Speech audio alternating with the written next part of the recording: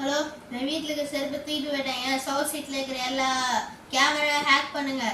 நான் ஒருத்தன் ஃபோட்டோ அனுப்பிச்சி விட்றேன். அவன் எங்கேயாவது மாட்டினானா டக்குன்னு ஃபோன் கால் பண்ணுங்க.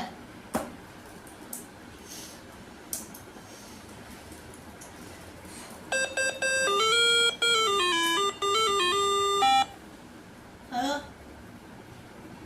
என் வீட்டு பக்கத்தில் அப்பார்ட்மெண்ட்டில் இருக்கிறேன். டக்குன்னு வீடியோ அனுப்பிச்சுடுங்க எனக்கு.